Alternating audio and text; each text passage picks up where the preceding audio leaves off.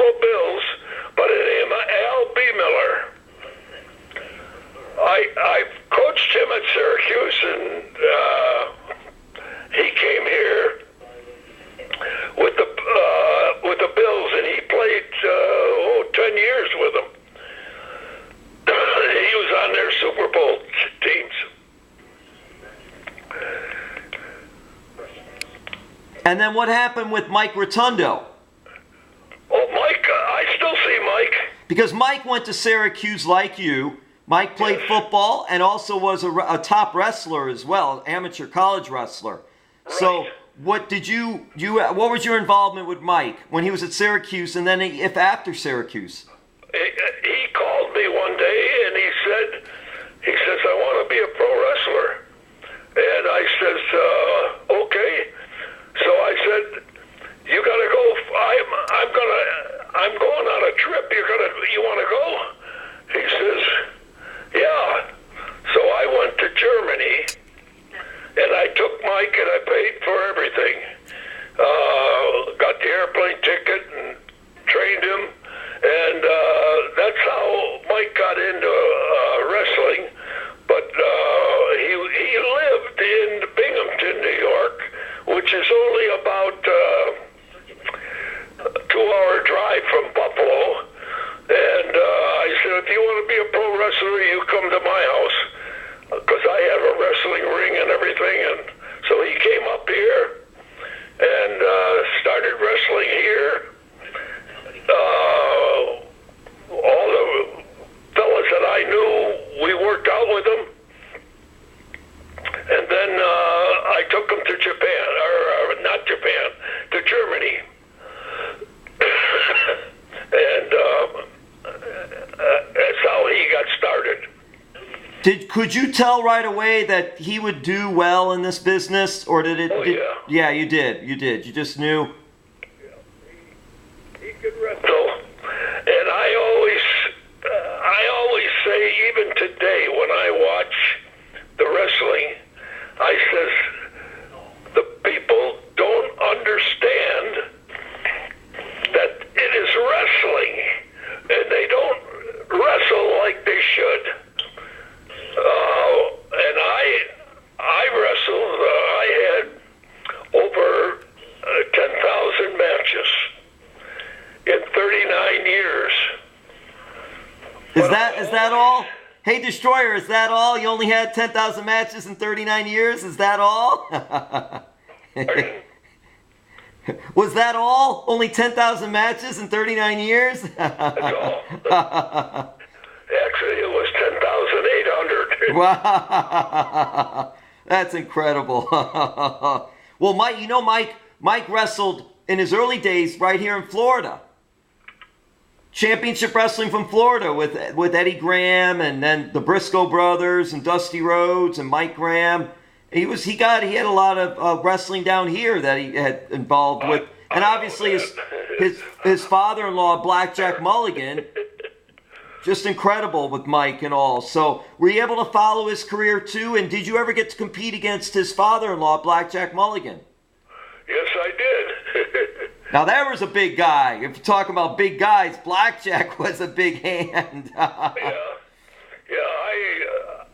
see Mike every once in a while when he's an agent now for WWE,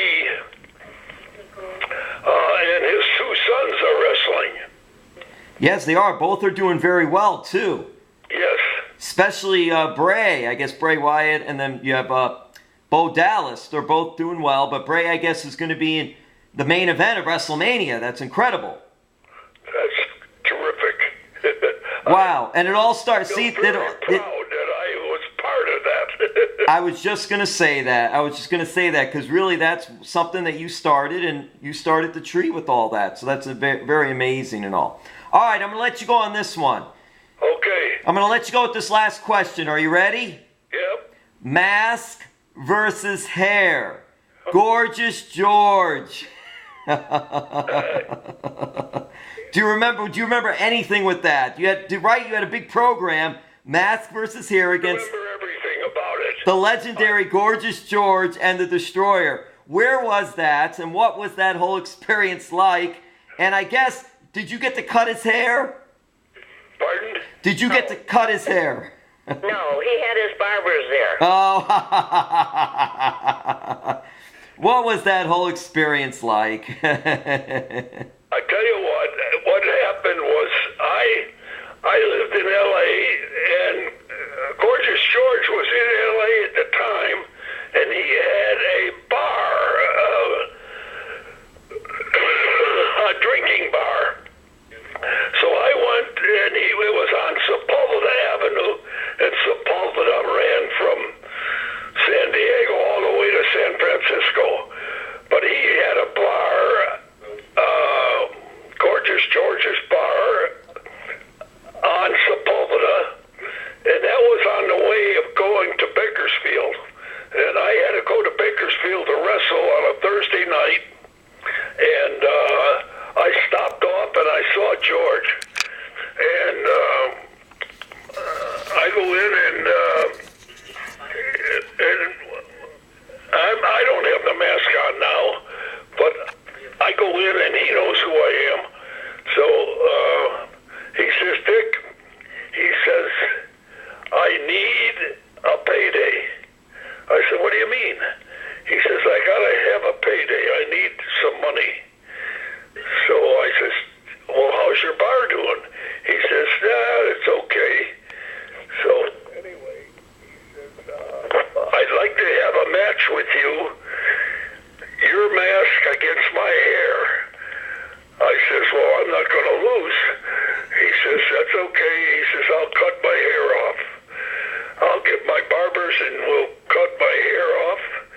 So I went to Jules Strongbow, who was the promoter, and he didn't want to go for it. He says, it is not going to draw. Gorgeous George is not popular anymore. I says, well, if we go for the hair and the mask, and he says, well, I don't want you to lose the mask.